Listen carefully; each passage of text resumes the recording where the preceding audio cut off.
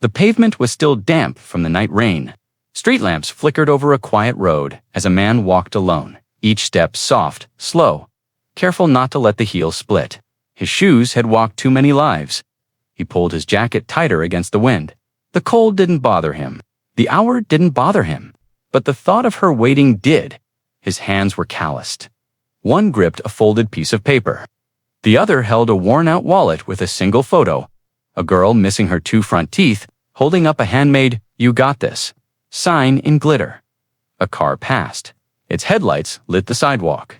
He stepped aside. No one stopped, 7 miles to go. He didn't check his watch. He couldn't afford to. His breath clouded. His knees ached. Still, he walked past shuttered stores, past houses with sleepy porch lights, past a dog that barked behind a fence and startled him into a soft chuckle. He paused at a bus stop bench just to catch his breath. As he sat, a small paper fluttered out from his coat pocket. The note she'd tucked in this morning. It read, "I packed your luck. Don't forget to open it." Next to the words was a smiley face drawn with a crayon. He exhaled, held the note to his chest, and stood again, stronger. He wasn't just walking to a job interview. He was walking to rewrite his daughter's future. The street grew brighter ahead. The city skyline teased the horizon, and as the wind picked up again, he adjusted his coat. Unaware that one of his soles had begun to peel slightly, behind him the note drifted, then danced away across the asphalt like it had wings. The night before, their apartment was silent except for the hum of the old radiator and the occasional groan of the pipes, like the building was trying to breathe too. He knelt beside her bed, brushing curls off her forehead. The tiny mattress sagged in the middle, springs protesting with every shift she made.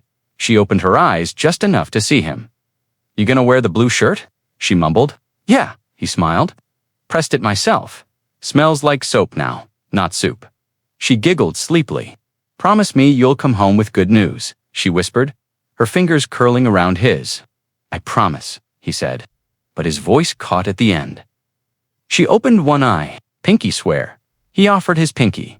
Locked and loaded, their hands stayed linked longer than usual. Neither of them wanted to let go. Beside the bed, her backpack leaned against the wall.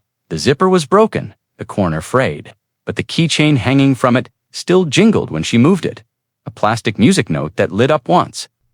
Long ago, he pulled the thin blanket up to her chin. "I left cereal in the bowl." "Just pour the milk," he said. "But not too much, or it looks sad," she whispered, quoting him. He grinned. Exactly that. He stood, hesitating in the doorway. She had already rolled onto her side, murmuring something in her dreams. He watched her breathe. This wasn't just about finding work. It was about earning enough to stop choosing between breakfast and bus fare. He closed the door quietly behind him, sealing in the warmth, the hope, the weight of everything he didn't say out loud from the hallway. Her tiny voice echoed, "Make MC." "Daddy," the vending machine in the shelter's corner, whirred like a tired old engine. He pressed his forehead to the glass, eyes skimming past the crackers and fruit snacks. His stomach growled. Loud, he looked around. No one noticed. A single crumpled $5 bill sat in his wallet. He unfolded it like it might fall apart. Behind him, the shelter coordinator wiped down a table. "You eating this morning?" she asked gently. He shook his head, forced a smile. "Big breakfast later." She didn't press. He stepped outside with the money still in his hand. A faded yellow bus bench sat just off the corner. His breath turned white in the morning chill. He pulled out a plastic bottle, half full. Water. Breakfast. Each sip felt colder than the last. He stood as the bus approached, its engine roaring like a warning. He counted the bills again. "Fare's $3.50, the driver said, not even looking up. He handed over the 5, eyes down. The driver squinted at the bill like it had insulted him. "You got anything less wrinkled?" "No, sir. Sorry." The driver shrugged. "It's paper. Gets you paper service." A few chuckles from the back seats. He ignored them, made his way to an empty row near the middle. His seat was sticky. He didn't care. Outside, city blocks blurred by, pawn shops, schools with boarded windows. The world moved fast. He didn't. He pulled the photo of his daughter from his coat. Her smile still made his chest ache. A flyer drifted under his foot. He picked it up, a cleaning service ad.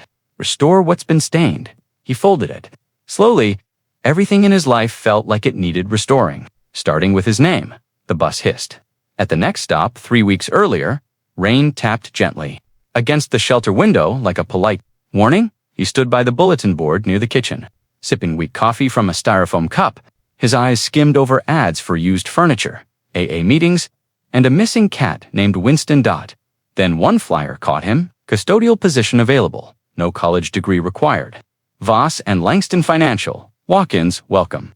Monday, 9:30 a.m. The logo was sharp, modern, expensive. He froze. A voice behind him startled him. "That's your daddy's old company, isn't it?" He turned. It was Mr. Conway, another regular, older, with a limp and a too loud laugh. "I remember that name," Conway said, pointing to the logo, Franklin Voss. "Man used to wear ties even on weekends. Your old man worked there, right?" His hand tightened around the cup. "Yeah," he replied, voice low. "Used to." Conway whistled. "That was 20 years ago. Thought they ran your whole family out of that place." "They did, but they're hiring now," Conway said, sipping from his chipped mug. "You gonna walk in there and show 'em who raised you?" He didn't answer. Instead, he tore off the bottom tab of the flyer. It curled in his hand like something alive. The name on the wall still echoed through the city, but not the way he wanted. Not with pride, not with truth, just with shadows. He folded the tab once, then again, then slid it into his pocket like it was something illegal. Dot behind him. The bulletin board fluttered as the door opened. Rain came harder, and with it, a decision. A clipboard waited on the front desk with a silver pen chained to it like a warning. He stood still for a moment. "Please fill out the check-in sheet," the receptionist said without looking up. Her voice was clipped, practiced. He nodded. The first few boxes were easy. Name, Elijah. Phone, none. Email, blank. Then the final box last. Name. He held the pen, but didn't write. The chain clinked softly. The room buzzed faintly with white noise. Murmurs from the hallway. Typing in a nearby office, the gentle grind of the lobby vending machine. The receptionist prompted. He glanced at her, then backed down. His hand finally moved. Voss? Not big, not bold. Almost as if the letters wanted to disappear as they formed. The receptionist blinked. Her smile vanished. She read it again. ... Voss. Her voice was quieter now. Less automated. A flicker of something. Confusion. Disbelief. He met her eyes, steady but unreadable. "Any problem?" he asked. She hesitated. No, just I'll let them know you're here." She buzzed a line and whispered something. He couldn't make it out. He set the clipboard down gently, as if not to disturb the name that now sat exposed among the others. That name had once opened doors, then it burned bridges, and now it just waited quietly, hoping to be given a second breath. The receptionist avoided his gaze. Her hands busied themselves with nothing at all. He sat down in the lobby chair nearest the exit, just in case. Back home, hours earlier. The cracked kitchen clock ticked toward 5 a.m., its second-hand stuttering, like it wasn't sure whether to move forward. Light crept slowly through the apartment window, fractured by smudges, dust, and time. On the sill, her fingers traced little circles in the fogged glass. "Is he gone?" she whispered. Grandma hadn't stirred. The room was still dark, silent. She pressed her face to the window, standing on tiptoes. From 5 stories up, all she could see was the streetlight, blinking, and the faint shape of a man getting smaller in the distance. She raised her hand and tapped the glass 3 times. He didn't turn. Around she smiled anyway. "Make them see you." "Daddy," she whispered again, voice barely cracking the silence. In her tiny hand was a piece of folded paper. The note she had written. One side had crayon hearts. The other read, "Were your strong face. I love you, even if they don't." She had snuck it into his coat when he wasn't looking. Behind her, the kitchen faucet dripped. A milk carton sat half empty beside a bowl of dry cereal. She watched until he disappeared around the corner. Until the sky turned a deeper blue. Until the warmth from the glass left her forehead. She didn't cry. She just kept whispering his name, like it was a spell. Elijah, Elijah, Elijah. Sometimes hope doesn't scream. Sometimes it's a tiny handprint on cold glass, waiting for the world to notice, and across the city. He felt it, though he didn't know why. Steam rose from the battered iron, like fog off pavement. He pressed the collar flat with practiced care. The thrift store shirt was 3 sizes too wide. Sleeves rolled up and stitched with dental floss where the seam had torn. Still cleaner than my past, he muttered. The shelter laundry room was empty. Just the hum of one lonely dryer spinning someone else's day into shape. A plastic bag beside him held the rest of his outfit, scuffed loafers. Black, but faded like night washed in morning light too many times. A thin belt, slacks that barely matched. He ran the iron over the chest pocket again, then tugged the fabric gently, testing the patch job. A button was missing near the bottom. He paused, checked the floor, checked his bag, nothing. He sighed, unzipping a tiny sewing kit the shelter gave out last winter. 1 dull needle. White thread, not blue. He threaded it anyway. You gonna charm him with that shirt, or distract him? Came a voice from the door. It was Marcus, mid-60s, 3-time interview veteran. Never hired. Either way, they'll remember me, Elijah said without looking up. Marcus chuckled. You sew like a man who's been left too many times. Elijah smiled faintly. I've just learned how to patch things that matter. He tied off the thread. Not pretty, but tight. He held the shirt up to the light. It was wrinkled, imperfect, honest, just like him. Some men wear armor. Others wear their survival, and sometimes it's stitched right into the sleeves. As he slipped it on, the collar rose slightly on one side. He didn't fix it. Instead, he grabbed his photo of her and slid it into the pocket. The building rose like a mirror, all glass and steel, reflecting a sky he rarely had time to look up at. He stood outside the revolving doors, clutching his folded resume like it might disappear. His coat was clean but frayed at the wrists. His shoes tapped against polished tile as he stepped inside. Absorbing the silence that followed, the air changed instantly. Colder, cleaner, perfumed with something expensive. Each step echoed more than the last. A marble floor stretched out ahead of him. He could see the ceiling in it. Or maybe just his nerves. Behind a glossy desk sat a young man in a navy blazer. Scrolling on a tablet, Elijah cleared his throat. The man didn't look up. Name: Elijah Voss.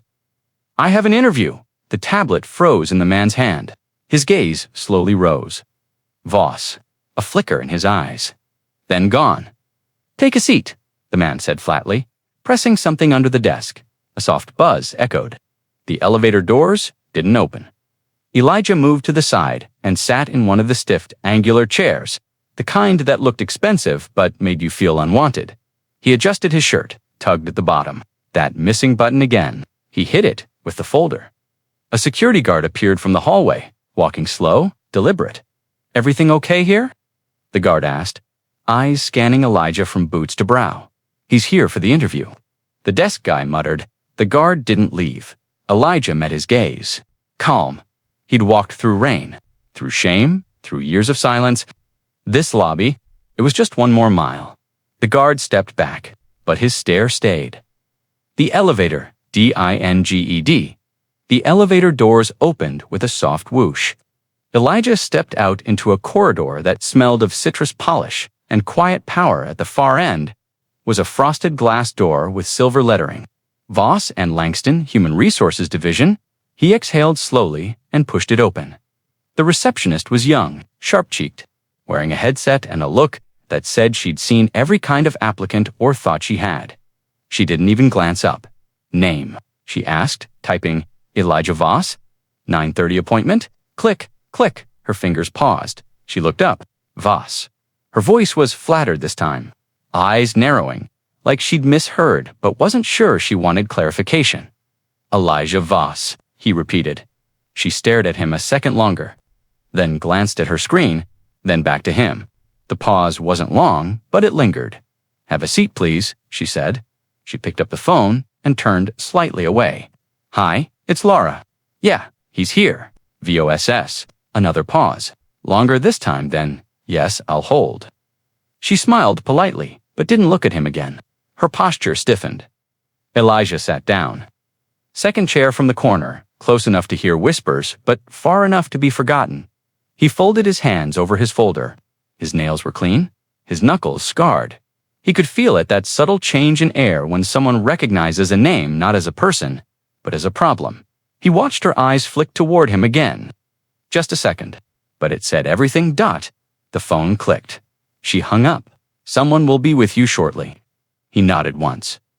From her keyboard, the tapping returned. But slower now. The waiting area was a quiet war zone of posture and polish. 3 other candidates sat nearby. All men, all in sleek suits, shoes like mirrors, wrists adorned with watches that ticked louder than time. Elijah's presence felt like a smudge. On the glass, the man nearest to him glanced over, then nudged the guy next to him with a flick of his chin. Nice boots. The second man muttered under his breath. They vintage or just tired, said the third, not even pretending to whisper. Elijah didn't react, just folded his hands tighter around his resume. One of them leaned back, stretching theatrically. You know this is for a position at corporate, right? Another added, didn't know they let maintenance guys interview now. Elijah finally looked up. Calm, clear? I clean better than most people lead, he said softly. They went quiet for a moment, then one of them chuckled. You lost, man. No, Elijah replied, eyes steady. I walked here on purpose. The man smirked, but shifted uncomfortably. The receptionist pretended not to hear. But her eyes flicked up again. Just briefly. This room wasn't built for men like him. But maybe that was the point. Maybe that's exactly why he had to sit in it. One of the candidates was called in. Then another Dotalaja remained.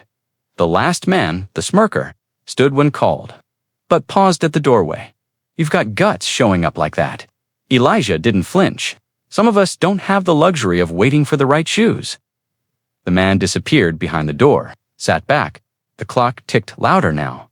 Time slowed. The receptionist no longer acknowledged him.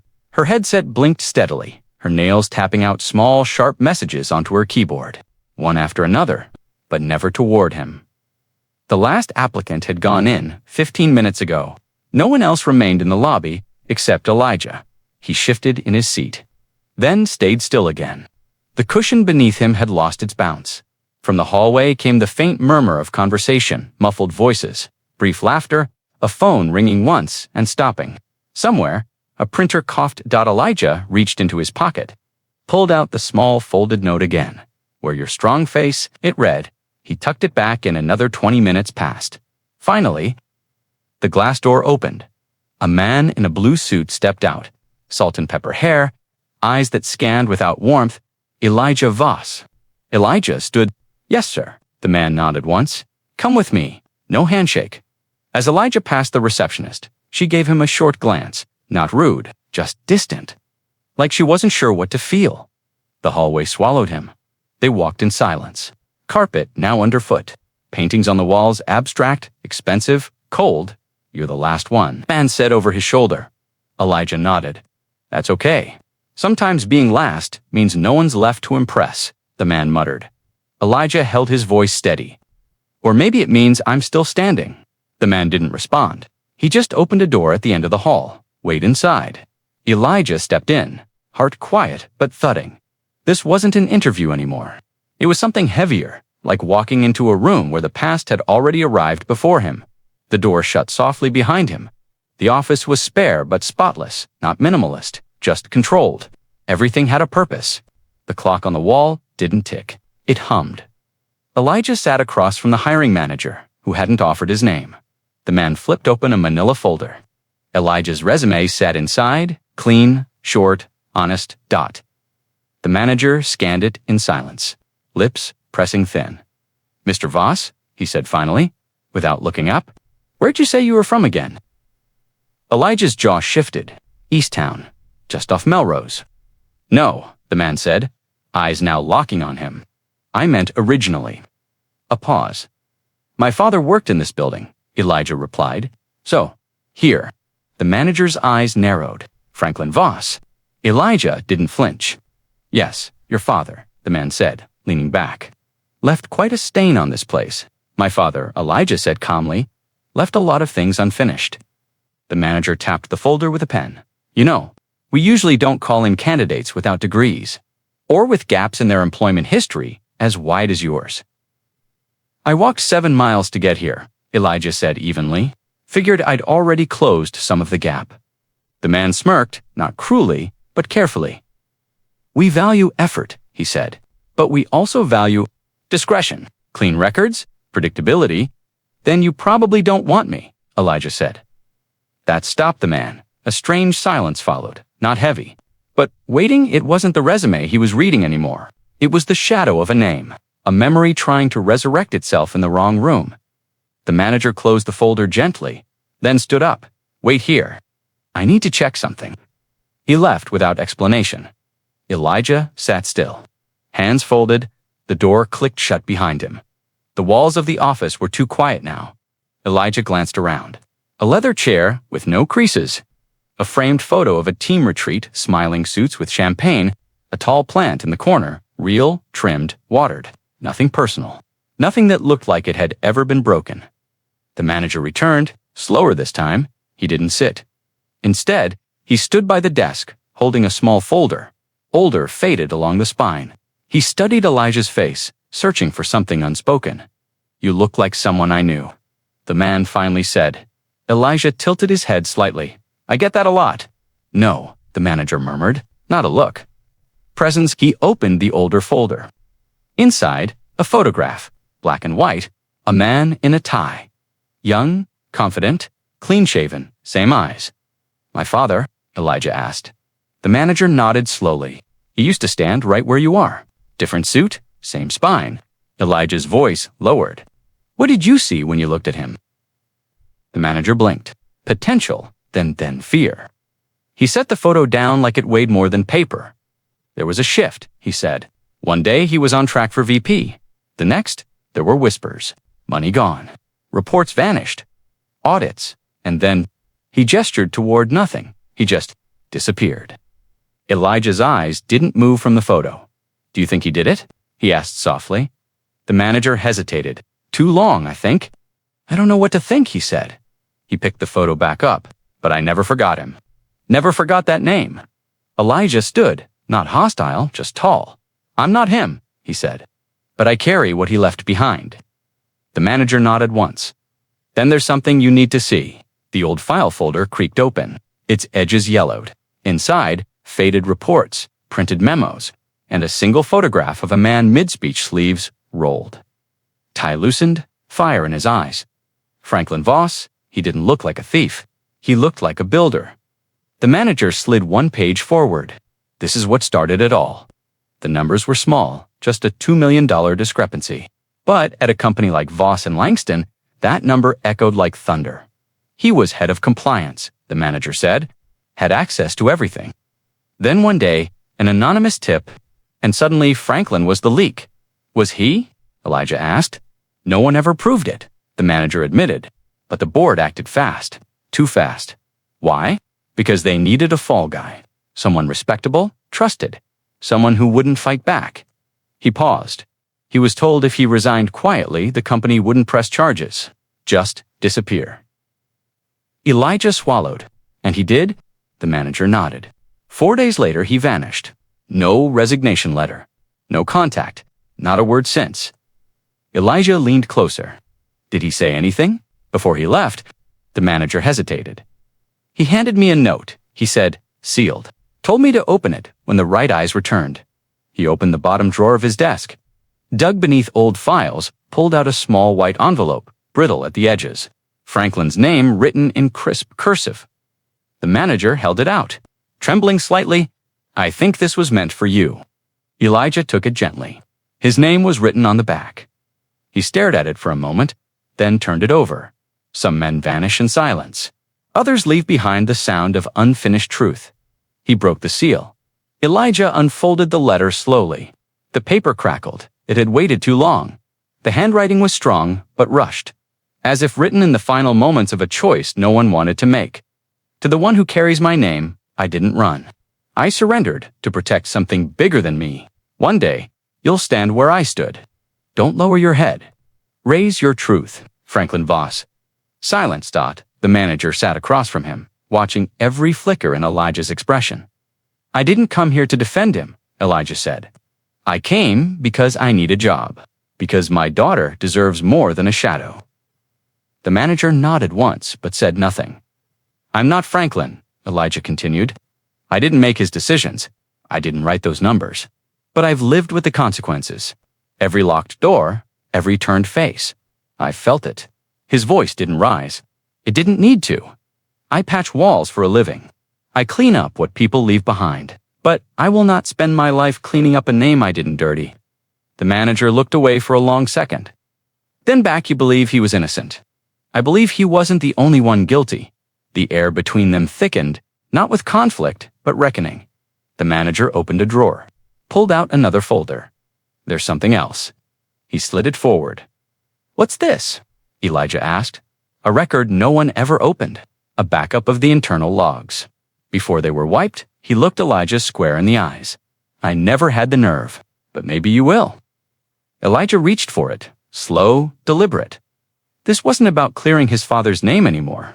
It was about reclaiming his own. The manager whispered, "You need to see something." The folder was thick, but organized. Neatly stacked spreadsheets, stapled email printouts, and one envelope, plain white, sealed with tape so old it had yellowed at the corners. No name, no label, just one word handwritten on the flap: truth. Elijah looked up. This was never opened. The manager shook his head. "I found it the day after he vanished. It was in his desk drawer underneath a folder labeled for tomorrow." Elijah's fingers hovered over it. Then he peeled the flap open with care. Inside, 3 pages. Handwritten, the manager stood up, crossed the room, and turned away to give him space. Elijah read silently at first, then aloud, "I did not take the money. I moved it temporarily to stall an internal transfer I knew was fraudulent. I was trying to protect the pension fund from being siphoned by someone higher than me. They found the reroute before I could correct it. I panicked, and when I was offered silence in exchange for disappearance, I took it so that my family wouldn't suffer worse. To whoever reads this, forgive me for choosing shame to protect truth." Elijah's throat tightened. He looked up.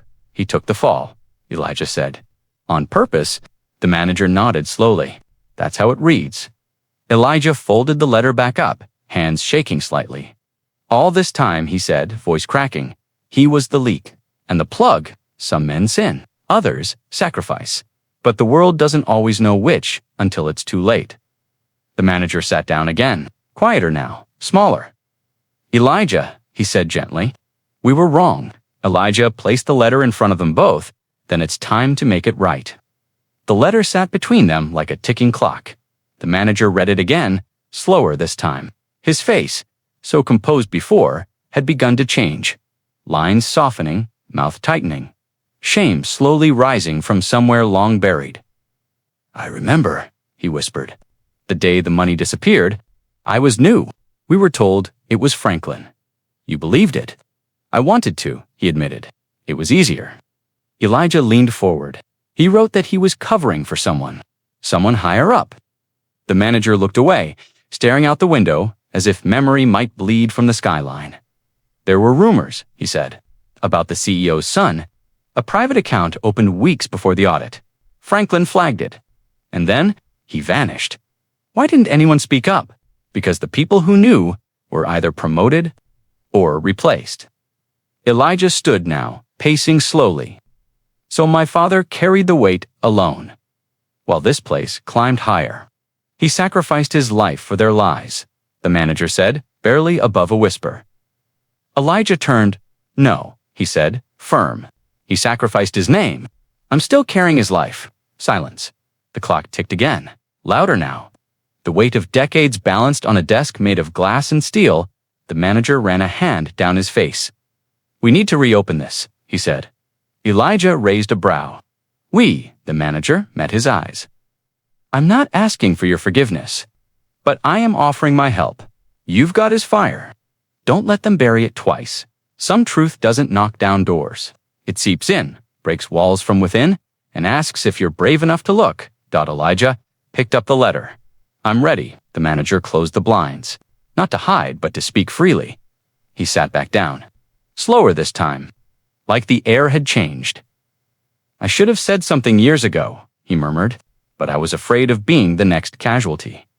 Elijah folded the confession letter carefully and placed it back into its envelope. Did you know he was innocent? I suspected, but I told myself, maybe he panicked. Maybe he cracked under pressure. His voice broke slightly. It was easier to believe the lie they gave us than question the truth. He never spoke. You were his colleague. I was his friend, the manager said. Softly, that word hung in the air. Friends don't. Let ghosts carry their own guilt, Elijah said. The manager rubbed his temples. I watched them build a narrative. They needed it clean, tight, corporate. And he didn't fight it. That confused me. Until now, he stayed silent to protect someone else, Elijah said. Yes, the manager whispered, and I stayed silent to protect myself. A long pause. I owed your father, the manager said, eyes damp. I failed him. No, Elijah replied. You failed me. That landed hard. The manager swallowed. So, what now? Elijah stood, back straight. We go back to the people who buried this, and we dig. You'll never get hired after this, the manager warned. This kind of truth has sharp edges. Elijah's expression didn't change. Then let it cut clean. Some names are stained by history. Others are restored by fire. The manager opened a drawer and slid a new file across the desk, labeled Internal Audit -2003 Unreleased Copy. His voice shook as he said, It's time someone read the rest. The boardroom was colder than the lobby. No windows, just sleek panels of walnut wood, brushed chrome fixtures, and silence that felt pre-loaded.7 men. One woman, all in suits that cost more than Elijah's year of rent. Their nameplates gleamed in front of them. None, said Elijah, stood at the far end of the table. The manager now beside him cleared his throat.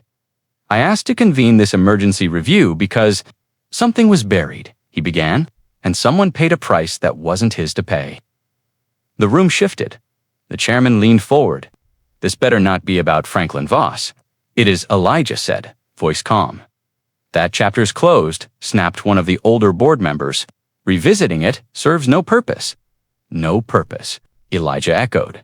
You destroyed a man's legacy. And you think it's a chapter? The woman spoke next. You're his son, Elijah nodded.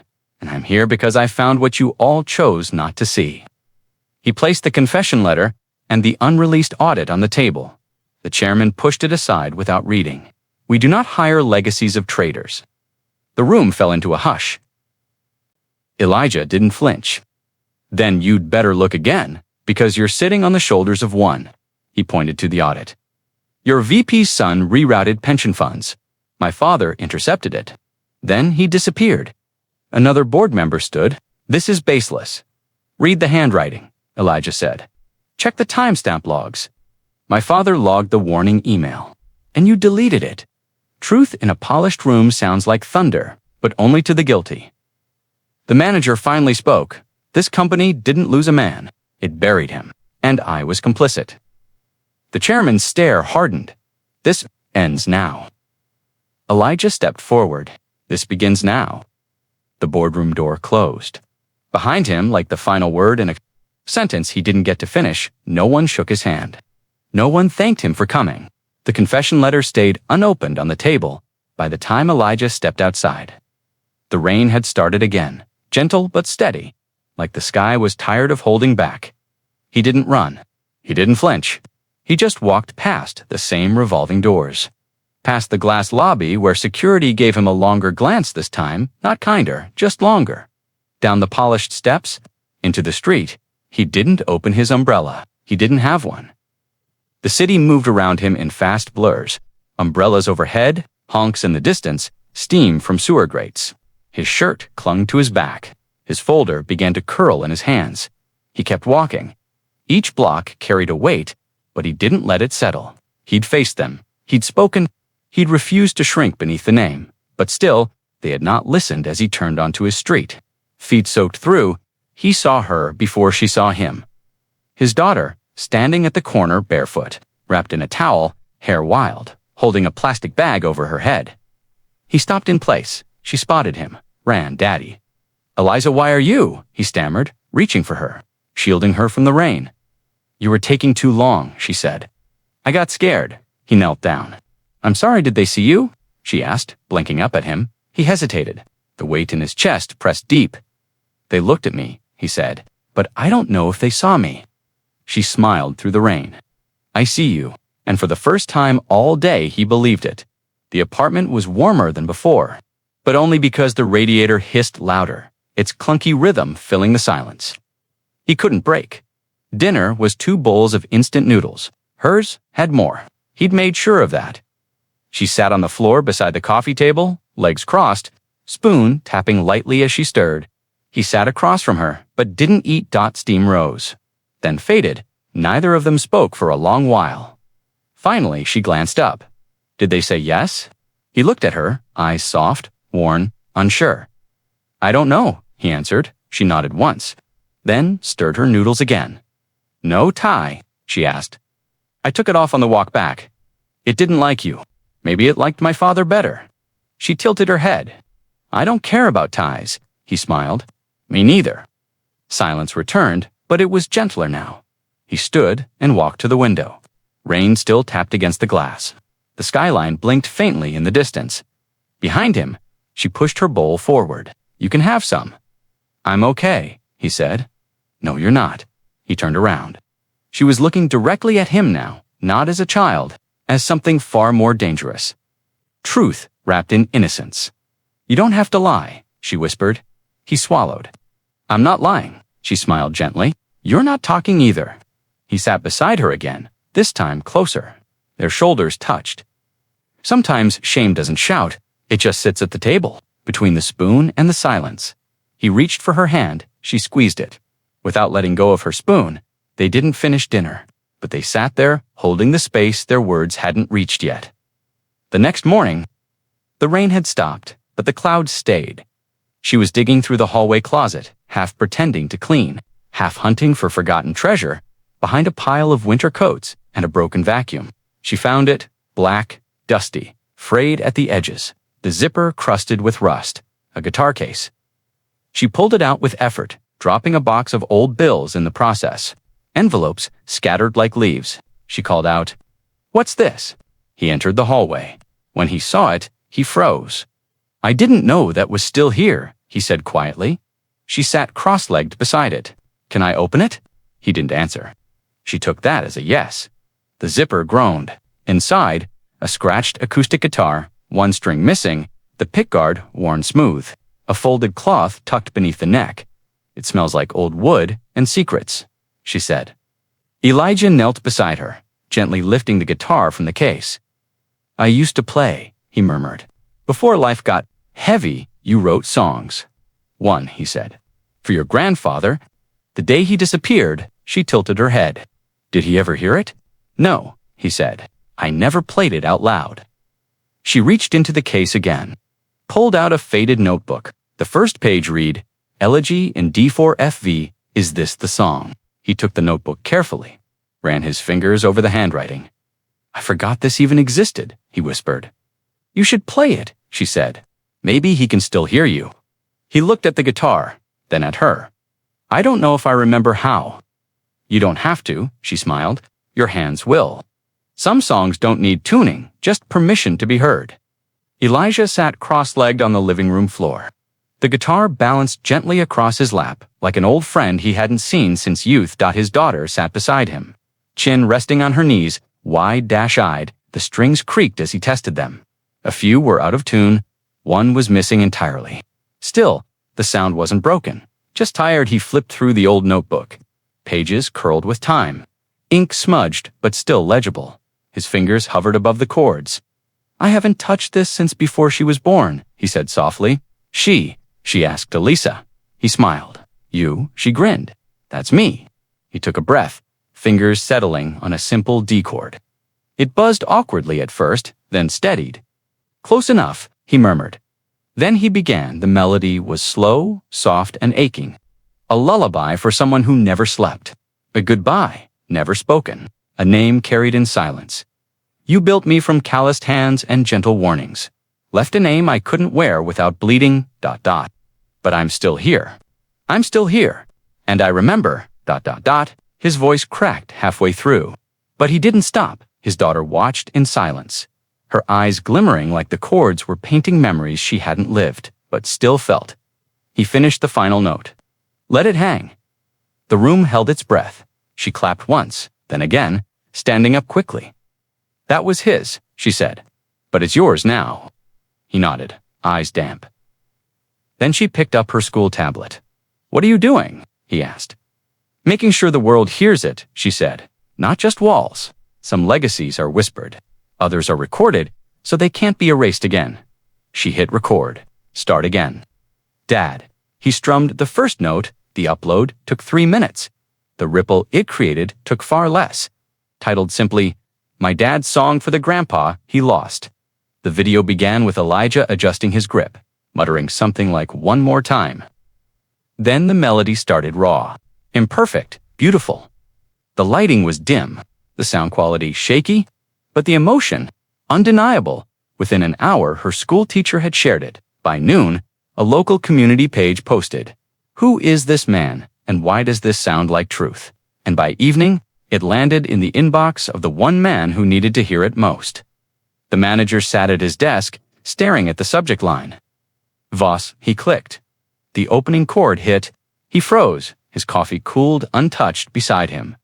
Halfway through the second verse, he recognized the lyrics not because he'd heard them before, but because he'd lived in the silence they filled. He told the truth too early for liars to bear it, and left the lie behind to protect us. The camera panned slightly in the video, revealing a child's small hand on the edge of the guitar. Listening, rooted, proud by the time the final note played. The manager had leaned forward, elbows on knees, head in hands, he replayed it. Then again, on the third time, he whispered to himself, He's not asking for a second chance. He's offering us one. He stood abruptly, grabbed his coat, pulled open his office drawer. Inside a folder. Still dusty. Still unopened, he tucked it under his arm, eyes burning. Some voices echo. Others knock doors down. He stepped out into the night. 3 soft knocks echoed. Against the apartment door, Elijah looked up from the couch, still holding the guitar. His daughter peeked from the hallway, whispering, Who is it? He stood cautiously, setting the guitar down. Walked to the door, slowed dot when he opened it. The manager stood there. No suit jacket, just a coat, rain in his hair. Eyes tired, but awake. They locked eyes for a second, both men unsure who should speak first. I watched the video, the manager said. Elijah stepped aside but didn't invite him in. That was my daughter's idea. The manager nodded. Smart girl, she is. A pause. Then you didn't have to come, Elijah said. I know, the manager replied. But I wanted to. He reached into his coat and pulled out the folder, the same one Elijah had once seen but never touched. This, the manager said, contains what your father left behind, and what I failed to read. He held it out. I can't fix 20 years, he continued, voice cracking, but maybe I can help change the next 20 minutes. Elijah took the folder slowly. Why now? He asked. The manager looked past him into the apartment, into the soft shadows of a life built on very little. Wasn't for your father, he said. It was for all of us who let him disappear. Another silence passed between them, but this one was clean. Elijah arrived with his backpack slung over one shoulder. He expected the manager to be waiting, but instead, another man stood there. Younger, smooth suit, polished shoes, a smile that didn't reach his eyes. Morning, the man said casually. Elijah nodded. Do I know you? The man shrugged lightly. Most people do. Name's Carter. The surname wasn't spoken. It didn't need to be Carter Langston, son of the former CEO. The one who rose through ranks that others had to climb. The one whose name had been stamped under the midnight override logs. Before Elijah could speak, the manager hurried down the hall, papers in hand. His expression tightened. Elijah inside. Now, Carter raised a brow. What's the rush? This doesn't concern you, the manager said. Carter laughed softly. Everything in this building concerns me. Elijah watched him, quiet, steady. The manager pulled Elijah aside, whispered, He knows. Knows what? The manager slid the audit printout toward him, the one with the override signature. Elijah read the name, twice C. Langston. His heartbeat slowed.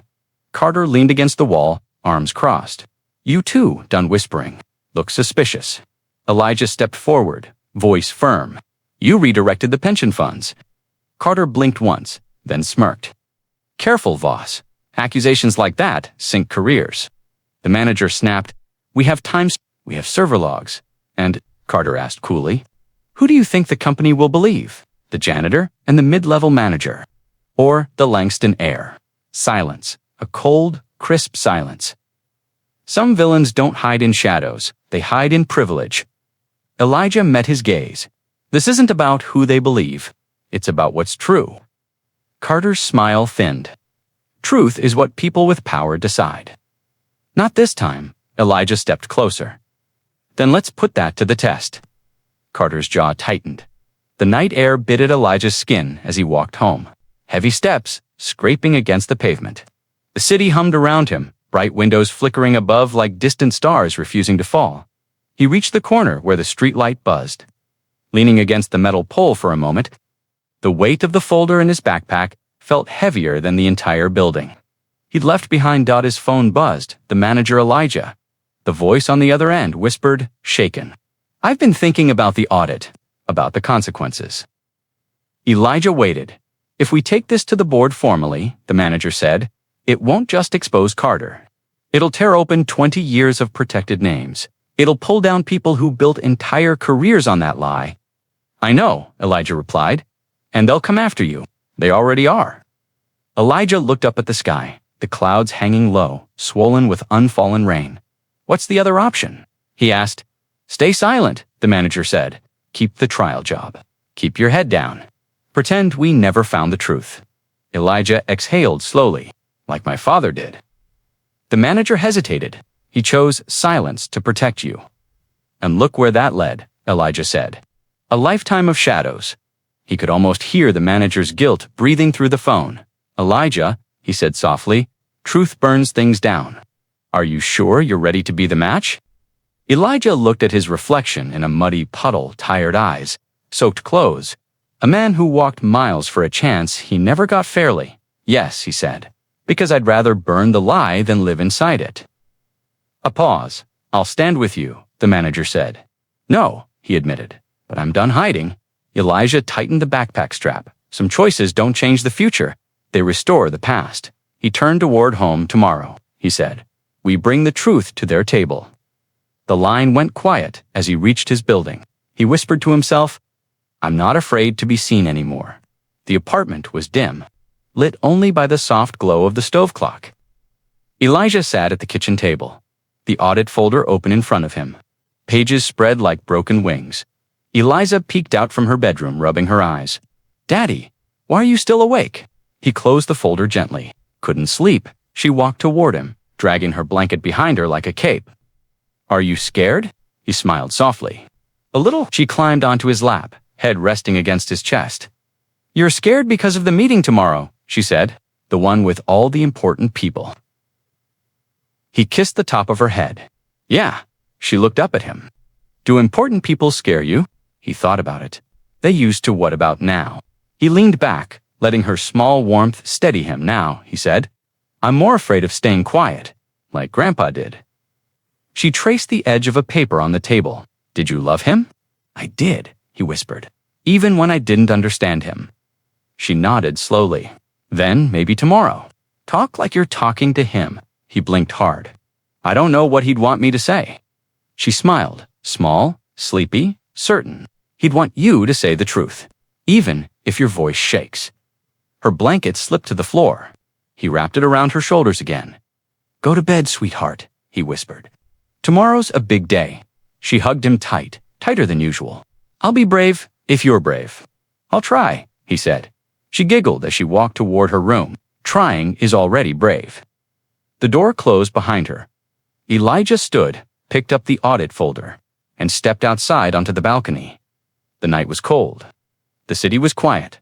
The path to the hearing tomorrow ran through streets he'd walked 1,000 times. But tonight, they felt different, lighter, straighter. He's Dot, he whispered into the wind. I'm not afraid to be seen now. The boardroom was full, not just of people of history, power, and the kind of silence that pretends it has nothing to hide. The chairman sat at the head of the long, polished table, fingers steepled. Carter Langston leaned back in his chair, arms crossed, smirk locked in place. The manager stood beside Elijah, shoulders squared. A glass of water waited in front of Elijah. "He didn't touch it, Mr. Voss," the chairman said. "You requested this hearing. State your purpose." Elijah didn't sit. He placed the audit folder on the table and pushed it forward. "My purpose," he said, voice steady, "is to put a truth on the record that's been ignored for 20 years. Carter clicked his tongue. "Oh, this should be fun." Elijah ignored him. He opened the folder. "This is the original internal audit report from the 2003 pension breach, the one my father was blamed for. We've reviewed that file," a board member objected. "No," Elijah said calmly. "You reviewed the version someone wanted you to see." Murmurs rippled. The manager stepped in. "This," he said, holding up a printed log, "is the untouched server metadata. The time-stamped access, the override signatures." He pointed to the bottom of the page. "User C. Langston." Carter sat up straighter. "That's not proof," he said quickly. Elijah stepped forward. "It is when paired with a confession letter my father left behind. A letter this company never reviewed." The woman board member leaned in. "Confession." Elijah handed her the envelope. She unfolded it, read the first lines, and placed a hand over her mouth. "Franklin tried to stop the breach," the manager said. "He didn't cause it." Elijah's voice softened. "He disappeared to protect someone. And you let the wrong man vanish." The chairman slammed his hand on the table. "This is outrageous." "No," Elijah said firmly. "This is overdue." Silence got heavy, breaking honest. Some rooms are built to bury truth, but today, truth walked in wearing work boots and carrying a name it refused to surrender. Elijah looked them all in the eyes. "The name Voss no longer means shame," he said. "It means sacrifice." Carter's smirk finally cracked. The press room smelled like hot lights and tension. Reporters filled every seat. Cameras stacked like curious eyes. Microphones pointed forward as if waiting to catch a heartbeat. At the podium stood the chairman, stiff, pale, jaw tight.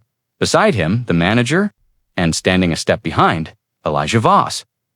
Flashbulbs exploded the moment they appeared. The chairman cleared his throat, gripping the podium too tightly.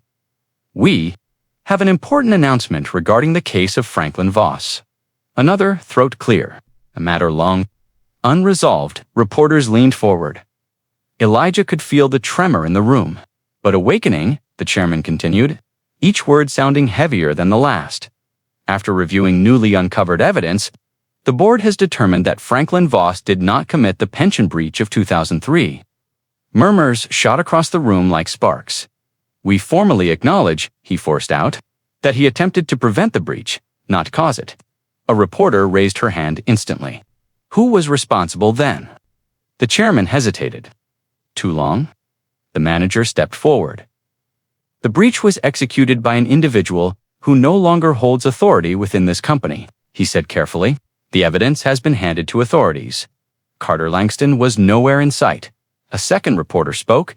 "And what about his son, Elijah?" The chairman turned slightly. "We regret the impact this had on his life." Elijah met the crowd's eyes. Reporters lifted cameras. Lights brightened. He stepped up to the microphone. "My father spent 20 years as a lie," Elijah said. "Today, he gets to be the truth." Click, click, click.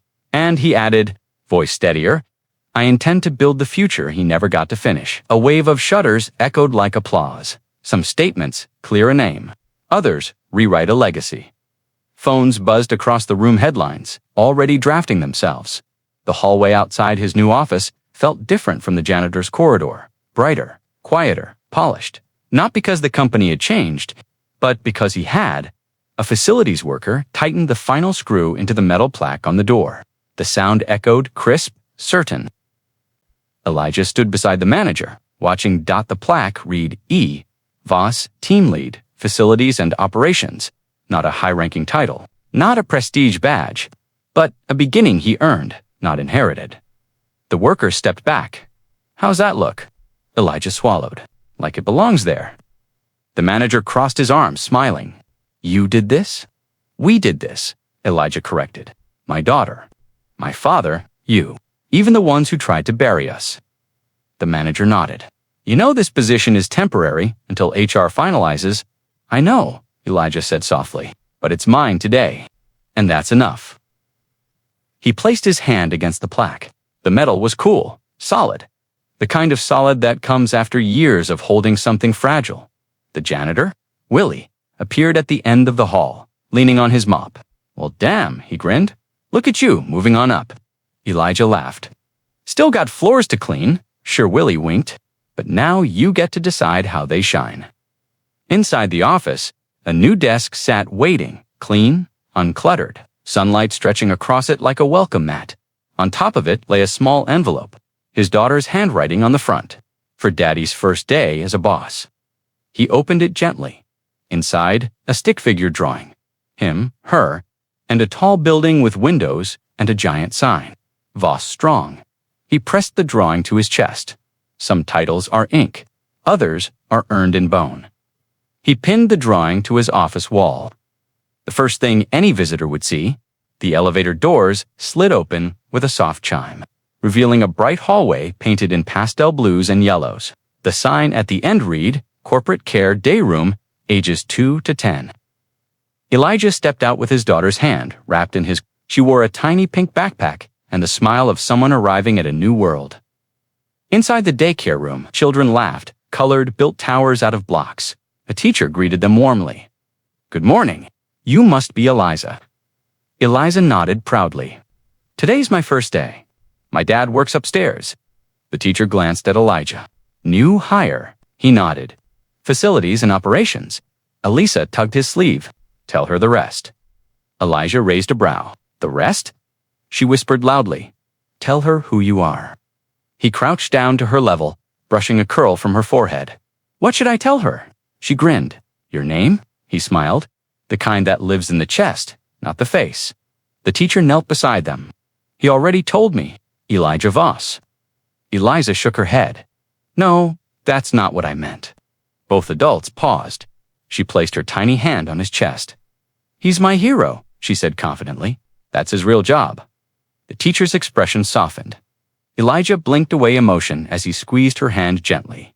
You sure you're okay here? He asked. She rolled her eyes in dramatic 9-year-old fashion. Dad, I've got crayons, friends, and snacks. I'm living the dream, he laughed. All right, I'll come check on you at lunch. She hugged him tight, small arms, strong grip. You go be amazing, she said. I'll handle everything down here. Some victories aren't loud.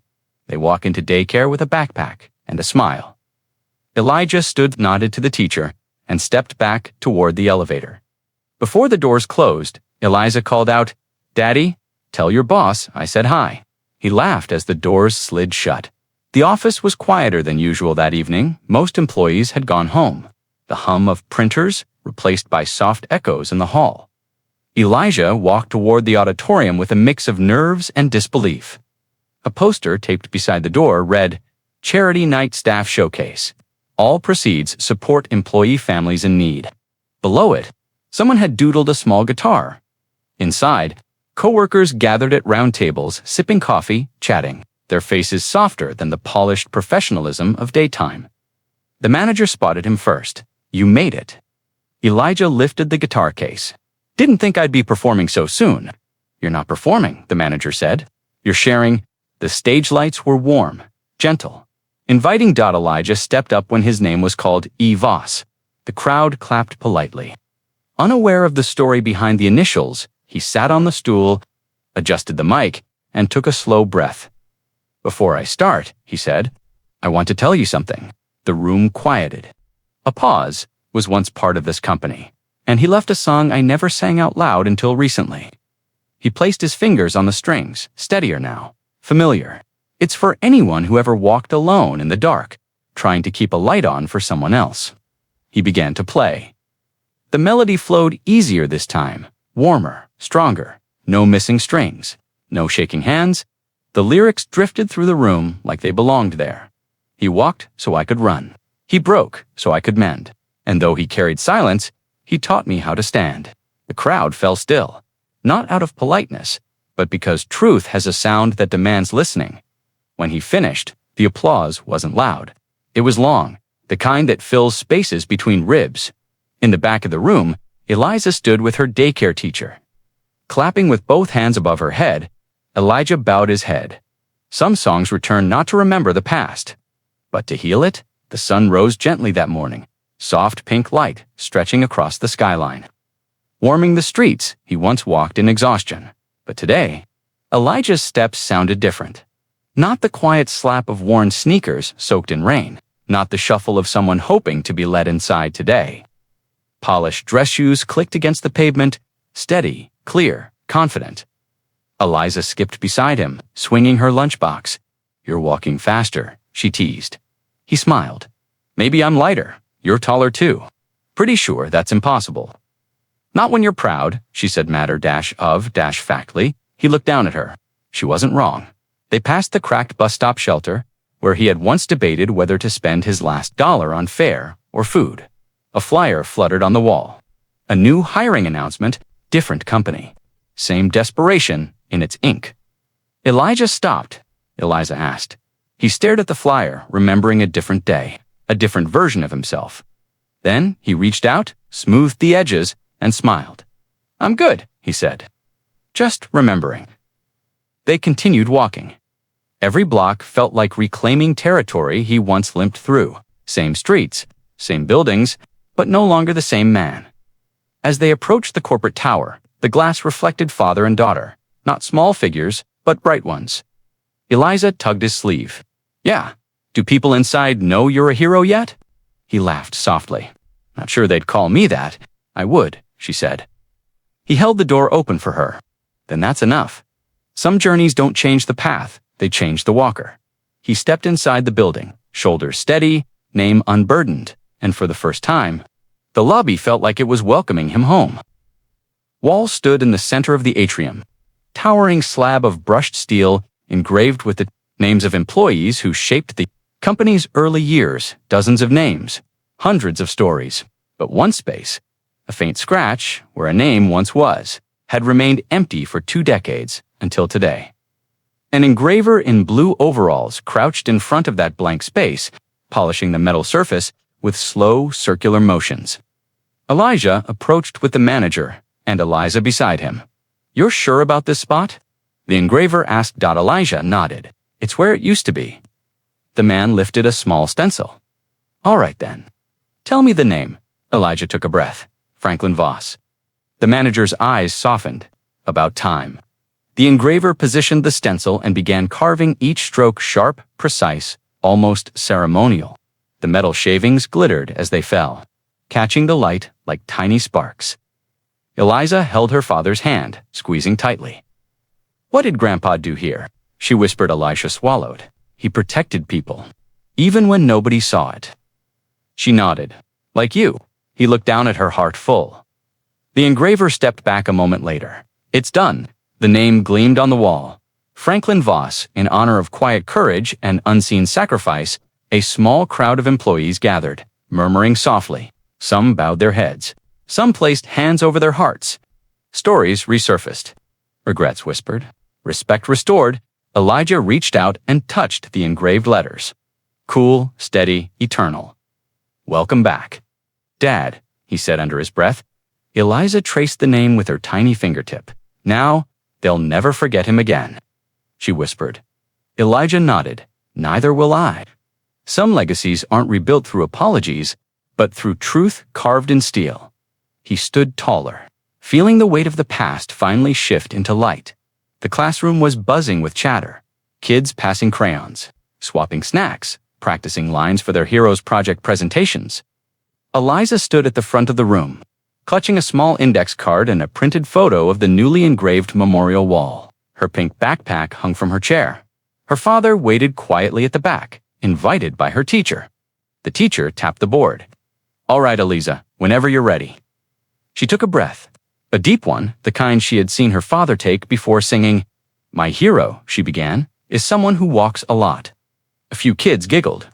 She smiled too, not because he likes walking, she said, but because he kept going even when the world didn't go with him. Elijah's eyes softened. His hand gripped the strap of his bag. Eliza held up the photo of the memorial wall. "This is my grandpa's name," she said proudly. "It wasn't there before. people forgot him. Or maybe they tried to. The classroom quieted. But my dad didn't forget, she continued. He walked miles to fix something that wasn't his fault. He carried a name that felt heavy, and he sang a song that made people listen. She looked at her father. I think heroes are people who do the right thing even when it hurts, and sometimes they don't wear capes. She turned back to the class. Sometimes, she smiled, they wear old shoes, or carry lunch, or fix heaters, or clean halls, or hold your hand when you're scared. A beat of silence. My dad walked miles for a job, but he gave me the world. Her teacher wiped a tear. The class clapped. Elijah bowed his head, overwhelmed. Eliza ran to him, throwing her arms around his waist. You did it? She whispered. No, he said softly, kneeling to meet her eyes. We did. Some stories end with applause. Others end with a child's voice telling the truth the world needed to hear.